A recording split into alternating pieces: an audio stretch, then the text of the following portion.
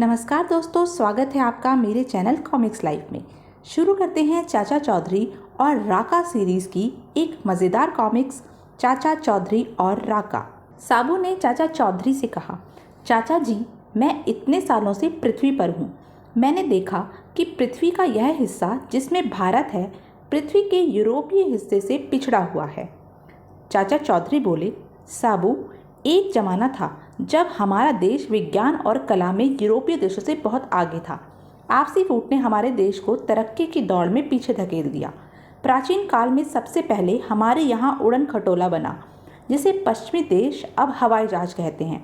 रामायण और महाभारत की लड़ाइयों में अग्नि बाणों का प्रयोग हुआ था, जिसे रूस और अमेरिका इंटरकॉन्टिनेंटल मिसाइल कहते हैं। साबू ने कहा, प्राचीन भारत के वे महान वैज्ञानिक कहाँ हैं जिन्होंने ऐसी बेजोड़ चीज़ें बनाई? चाचा चौधरी बोले, वे सब इतिहास के अंधकार में लुप्त हो गए, परंतु भारत में एक व्यक्ति अब भी ऐसा है जो अपनी मिसाल आप है। आओ, मैं तुम्हें उससे मिलवाता हूँ। साबू ने कहा, क्या नाम है उनका? चाचा चौधरी बोले, साबू, मैं उनको चक्रमाचार्य कहता हूँ। चक्रमाचार्य की हवेली पर पहुंचकर चाचा चौधरी ने दरवाज़ा खटखटाया और बोले, आचार्य जी, आप अंदर हैं? अंदर से आवाज़ आई, चौधरी चले आओ। चाचा चौधरी ने साबू से कहा, साबू जरा सिर बचाकर, क्योंकि साबू आकार में कुछ बड़ा था। चाचा चौधरी बोले, चक्रमाचार्य जी, मैं 6 महीने पहले भी इधर आया था, लेकिन बाहर ताला लगा हुआ मिला था। चक्रमाचार्य जी बोले, हाँ, मैं यहाँ से पूरे 5 साल गायब रहा। हिमालय पर्वत के जंगलों में खाक छानता रहा। मुझे कुछ महत्वपूर्ण जड़ी बूटियों की तलाश थी। इससे पहले 1850 में जब तांत्या टोपे बीमार पड़ा था, तो उसके इलाज के लिए मुझे उन जंगलों में जड़ी बूटियां लेने जाना पड़ा था। साबू ने चौंक कर कहा, 1850 में? क्या तब श्री चक्रमाचार्य जी पैदा भी हुए थे? चाचा चौधरी बोले, साबू, चक्रमाचार्य जी की आयु 350 साल से भी ज़्यादा है। साबू ने कहा, असंभव। पृथ्वी पर इतनी लंबी आयु का आदमी होना नामुमकिन है। हाँ, हमारे जुपिटर पर हजारों साल तक भी आदमी जी सकता है। यहाँ आपको बता दें कि साबू जुपिटर ग्रह का वासी है। चाचा चौधरी बोले, साबू, चक्रमाचार्य हमेशा तरह तरह की जड़ी बूटियों की खोज में रहते हैं। इन्होंने हिमालय के जंगलों से ऐसी बूटियाँ खोज निकाली जिनका अर्क पीकर इन्होंने लंबी आयु पाई। चक्रमाचार्य जी बोले, इस लंबू को यह भी बता दो कि जब लक्ष्मण मूर्छित होकर गिर पड़े थे, तो वह संजीवनी बूटी ही थी जिसको सूंघते ही वह झट से खड़े हो गए थे। हमारे देश की जड़ी बूटियों के गुण असीमित हैं। चाचा चौधरी बोले, वैद्यराज, इसे माफ़ कर दीजिए। हाँ, आगे बताइए, इस बार आपको हिमालय के जंगलों में क्या मिला? चक्रमाचार्य जी ने कहा, इस बार मैंने हिमालय के जंगलों से कुछ अनूठी जड़ी बूटियाँ इकट्ठी की और सबको मिलाकर उनका अर्क बनाया। साबू बोला, क्या यह अर्क खांसी जुकाम ठीक कर सकता है? चक्रमाचार्य जी बोले, चौधरी, यह साबू बहुत बड़बड़ करने लगा है। मुझे गुस्सा आ गया तो मैं इसे ऐसी बूटी सूंघाऊंगा कि हमेशा के लिए गूंगा हो जाएगा। अरे बेवकूफ़, खांसी के लिए तो बनिए की दुकान पर मिलने वाली मुलैठी ही काफ़ी है। फिर मैं इतने सालों तक घने जंगलों में क्यों मारा मारा फिरता रहा? मेरा अर्क वह अद्भुत दवाई है जो दुनिया में पहले कभी नहीं बनी। चक्रमाचार्य बोले, असर देखने के लिए मैं थोड़ा सा अर्क अपनी पालतू बिल्ली को पिलाता हूँ। और उन्होंने वह अर्क अपनी बिल्ली को दिया और बिल्ली झट से वह अर्क पी गई। आचार्य का अर्क खून में मिलते ही बिल्ली में परिवर्तन आने लगा। बिल्ली का आकार बढ़ते बढ़ते भेड़िए के बराबर हो गया। चाचा चौधरी बोले, आचार्य, तुम्हारे अद्भुत अर्क ने बिल्ली में जो परिवर्तन किया वह सचमुच हैरान कर देने वाला है। चक्रमाचार्य बोले, चौधरी, हैरान कर देने वाली बात तो अब होने जा रही है। यह कहते ही चक्रमाचार्य ने बंदूक उठा ली। चाचा चौधरी बोले, नहीं, मैं तुम्हें बिल्ली को गोली नहीं मारने दूंगा, वह मर जाएगी। चक्रमाचार्य ने कहा, पीछे हट जाओ, और उन्होंने बिल्ली पर गोली दाग दी। चाचा चौधरी बोले, आश्चर्य, उसे गोली लगी और वह जिंदा है। साबू ने कहा, आचार्य, क्या बंदूक में गोली असली थी? चक्रमाचार्य बोले, तुम फिर बकबक करने लग गए। साबू, एक तरह से तुमने मेरी खोज और मेरे ज्ञान को चुनौती दी है, ठीक है? चक्रमाचार्य बोले, बंदूक में गोली नकली हो सकती है, पर मेरा ज्ञान परखने के लिए एक दूसरा तरीका भी है। रेलगाड़ी, वह नकली नहीं हो सकती। मैंने अपनी प्यारी बिल्ली को रेलवे लाइन पर बांध दिया है। साबू ने कहा, रेलगाड़ी आ रही है, क्या मैं बिल्ली को खोल दूं? चक्रमाचार्य बोले, नहीं, उसे वहीं बंधा रहने दो जब तक कि उस पर से गाड़ी के पहिए न गुजर जाएं। और गाड़ी पटरी पर पहुंचकर बिल्ली के ऊपर से गुजर गई। चाचा चौधरी चिल्लाए, ओह बेचारी बिल्ली। ट्रेन बिल्ली के ऊपर से गुजर गई, पर बिल्ली बिल्कुल सही सलामत थी। चाचा चौधरी बोले, अद्भुत। साबू ने कहा, चाचा जी, कहीं मैं सपना तो नहीं देख रहा? वापस आकर चक्रमाचार्य बोले, अभी तुमने कुछ और भी देखना है चौधरी, अब इसे मैं अपनी दूसरी दवाई पिलाता हूँ। और उन्होंने बिल्ली को दूसरी दवाई पिलाई। दवाई खून में जाते ही बिल्ली का आकार घटकर पहले जैसा हो गया।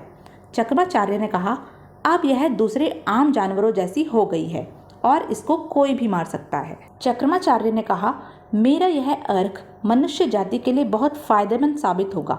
2-4 बूंदे अंदर जाते ही यह अर्घ बीमारियों से ही नहीं, मौत से भी मनुष्य को बचाएगा। चाचा चौधरी बोले, आचार्य, आपने मनुष्य जाति को एक बहुत बड़े खतरे के सामने धकेल दिया है। चक्रमाचार्य ने कहा, वह कैसे? चाचा चौधरी बोले, यदि आपका यह अर्घ किसी अपराधी प्रवृत्ति वाले मनुष्य के हाथ लग गया तो जानते हो क्या होगा? चक्रमाचार्य ने कहा, चौधरी, मैं समझ गया तुम क्या कहना चाहते हो। यह अर्घ पीते ही उस पर से मौत का भय हट जाएगा और वह ज़्यादा अपराध करने लगेगा। चक्रमाचार्य ने उस अर्घ की शीशी पर जहर का लेबल लगाते हुए कहा, मैं अपने इस अर्घ की शीशी पर यह लेबल लगा देता हूँ ताकि इसके नज़दीक कोई न फटके। चौधरी, इस रहस्य को मैं, तुम और साबू ही जानते हैं। साबू और चाचा चौधरी दोनों अपने घर की तरफ चल दिए। चाचा चौधरी ने कहा, आचार्य ने जहर का लेबल लगाकर कुछ हद तो अर्घ को सुरक्षित कर दिया है, फिर भी मेरा दिल कहता है कि इसका गलत प्रयोग हो सकता है। साबू बोला, चाचा जी, अगर यह सचमुच ही खतरनाक सिद्ध हो सकता है तो आचार्य ने इसका आविष्कार क्यों किया? चाचा चौधरी बोले, वैज्ञानिक आविष्कार अपने कौतूहल को शांत करने के लिए करते हैं। उन्हें इससे कोई भी सरोकार नहीं होता कि आविष्कार का प्रयोग मनुष्य की भलाई के लिए होगा या बुराई के लिए। मुखबिर जामपीर पुलिस सुपरिटेंडेंट के दफ्तर पर पहुंचा। सुपरिटेंडेंट ने कहा, कहो जामपीर, क्या खबर लाए हो?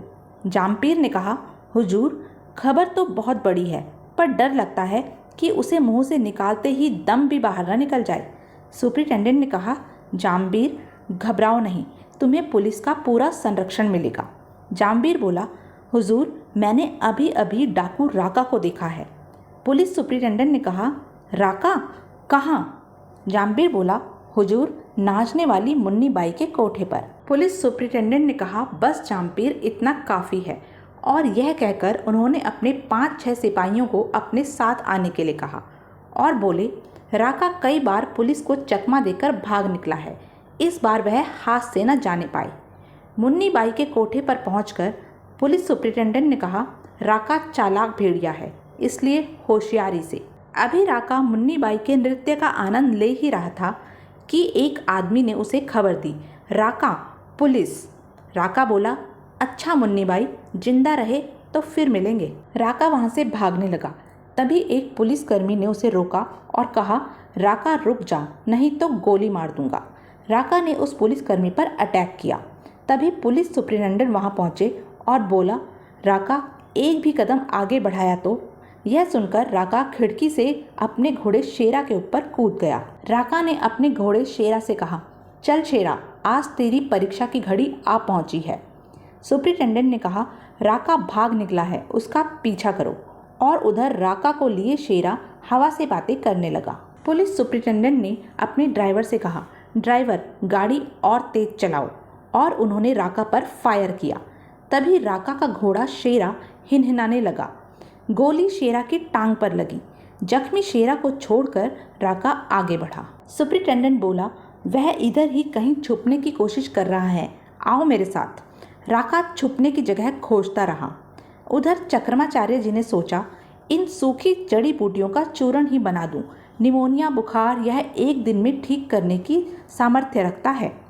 सुपरिटेंडेंट ने राका को एक खिड़की में घुसते देखा तो फौरन फायर किया। अचानक हुई आवाज़ से चक्रमाचार्य जी चौंके और बोले, कौन? राका ने कहा, बुढ़े, जरा भी शोर किया तो मैं तेरी खोपड़ी उड़ा दूंगा। पुलिस सुपरिटेंडेंट ने अपने सिपाहियों से कहा, राका इस मकान में घुसा है, इसको चारों तरफ से घेर लो। राका ने कहा, कुत्तों, अब मुझे थोड़ी आड़ मिल गई है, मैं तुम सबको जमीन चटा दूंगा। और उसने पुलिस कर्मियों पर फायर कर दिया। पुलिस सुपरिटेंडेंट ने कहा, सब लोग आड़ में हो जाओ। राका बोला, मैं तुम्हारी धज्जियाँ उड़ा दूंगा। उसने एक पुलिसकर्मी पर निशाना साधा और उसकी टोपी ही उड़ा दी। वह बोला, ओह, यह तो अचूक निशानेबाज है। पुलिस सुपरिटेंडेंट ने कहा, चारों तरफ से गोलियां बरसाओ। तभी चक्रमाचार्य जी वहां पहुंचे और बोले, रुको, तुम इसे नहीं पी सकते। राका ने उनके सर पर बंदूक से वार किया और बोला, चल बुढ़े, मरने से मुझे कौन रोक सकता है। चक्रमाचार्य जी ने सोचा, ओह, चाचा चौधरी ने ठीक कहा था, मैंने यह अद्भुत अर्क बनाकर सचमुच ही बहुत बड़ी गलती की है। जहर पीते हुए राका सोचने लगा, जब पुलिस अंदर आएगी तो उसे मेरी लाश मिलेगी। लोग कहेंगे राका एक दिलेरी की जिंदगी जिया और एक दिलेर की तरह मरा। तभी राका को अपने शरीर में कुछ परिवर्तन नजर आया।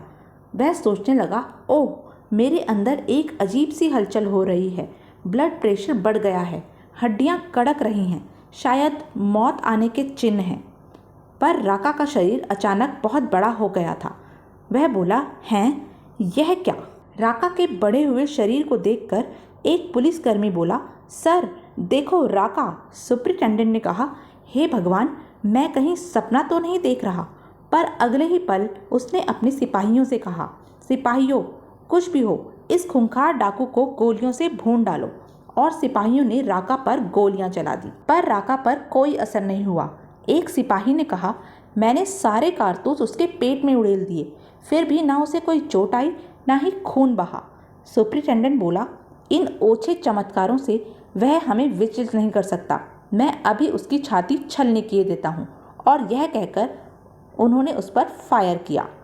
राका ने सोचा, हैं, इतनी गोलियां लगने पर भी मैं जिंदा हूँ। वह बोला, तुम मेरा कुछ भी नहीं बिगाड़ सकते, पीछे हट जाओ। पुलिस सुपरिटेंडेंट ने कहा, इसे रोको। राका ने पुलिस कर्मियों पर हमला किया और उन्हें घायल करके आगे बढ़ गया और सोचने लगा, मैंने जो कुछ पिया पता नहीं वह क्या था, पर अब पुलिस न तो मुझे पकड़ सकती है और न ही मार सकती है। उधर चाचा चौधरी के घर पर चाचा चौधरी अपने कुत्ते रॉकेट से बोले, रॉकेट, काफ़ी घूम लिए, आओ अब घर पर बैठकर थोड़ा आराम करें। तभी चाची बोली, मैंने अभी घर को साफ किया था, तुम दोनों ने कीचड़ वाले पैरों से सारा ड्राइंग रूम गंदा कर दिया। चाचा चौधरी बोले, बात तो ठीक है रॉकेट, अगर अभी कोई मेहमान आ गया तो वह गंदे ड्राइंग रूम को देखकर क्या कहेगा। आओ हम रसोई में चलकर बैठें। और यह कहकर चाचा चौधरी और रॉकेट अपने कीचड़ वाले पैरों से रसोई घर में चले गए और बोले, भगवान, तुम खुश हुई ना? यह देखकर चाची जोर से चिल्लाई, निकल जाओ। चाचा चौधरी बोले, रॉकेट भागो वरना अपनी खैर नहीं। तभी टेलीफोन की घंटी बजी। चाचा चौधरी ने टेलीफोन उठाया और बोले, हेलो। उधर से आवाज़ आई, चौधरी आप जल्दी चक्रमाचार्य की हवेली में पहुंचो। चाचा चौधरी ने सोचा, मुझे कुछ अनर्थ होने की शंका है। साबू जल्दी आओ मेरे साथ, मुझे चक्रमाचार्य की जान खतरे में लगती है। चक्रमाचार्य की हवेली पर चक्रमाचार्य को देखकर चाचा चौधरी बोले, मर गया बेचारा, दूसरों को बचाने के लिए जो जिंदगी भर दौड़ धूप करता रहा, खुद बेमौत मारा गया। उसके अद्भुत अर्क की शीशी खाली है, जिसका मुझे डर था वही हुआ आखिर। उधर राका अपने डाकू साथियों के साथ। उसका साथी बोला, सरदार, माल की दिन प्रतिदिन कमी होती जा रही है, किसी सेठ या बारात को लूटे तो बंदूकें और कारतूस खरीदे जाएं। राका ने कहा, यह छोटी मोटी लूटमार बंद, आज हम कुछ बड़ा काम करेंगे, हम बैंक लूटेंगे। और राका साथियों को लिए सिटी बैंक की ओर चल दिया और बोला, साथियों वह रहा बैंक, चेक कैश कराने के लिए तैयार हो जाओ। राका के एक साथी ने कैशियर पर गन तान दी और बोला, सारे नोट निकालकर सामने रख दो। कैशियर चिल्लाया, डाकू। एक डाकू बोला, जो जहां है वहीं रहे, यदि किसी ने कोई चालाकी करने की कोशिश की तो उसका इस दुनिया से टिकट कट गया समझो। तभी बैंक का दरबान डाकू के पीछे बंदूक लिए खड़ा हो गया और बोला, बैंक लूटना इतना आसान नहीं बच्चे, बंदूक नीचे गिरा दो। अचानक राका वहाँ आया और उसने कुल्हाड़ी से बैंक के दरबान की गर्दन काट दी और बोला, नालायक, जब बैंक लूटने जाते हैं तो सबसे पहले दरबान को मारते हैं, समझे? डाकू बोला, माफ़ कर दो सरदार, दोबारा कभी ऐसी गलती नहीं होगी। डाकुओं ने सारा बैंक लूट लिया और बोले, आओ चले। तभी एक बूढ़े आदमी ने उन पर बंदूक तान दी और बोला, बैंक लूटना इतना आसान नहीं, चलो सारी करेंसी खजांची को वापस कर दो। तभी एक डाकू ने उस बूढ़े व्यक्ति को गोली मार दी और बोला, तूने अपनी मौत खुद बुलाई है बूढ़े। तभी गोली चलने की आवाज़ सुनकर पास से गुजर रही पुलिस वैन में बैठे इंस्पेक्टर ने कहा, गाड़ी रोको, उस बैंक से गोली चलने की आवाज़ आई है। क्या राका बैंक लूटने में सफल हुआ या पुलिस ने उसे धर दबोचा? क्या चाचा चौधरी दुनिया को राका से बचाने में सफल हुए? यह जानने के लिए बने रहें मेरे साथ। और हाँ, मेरे चैनल को लाइक, शेयर और सब्सक्राइब करना ना भूलें। धन्यवाद।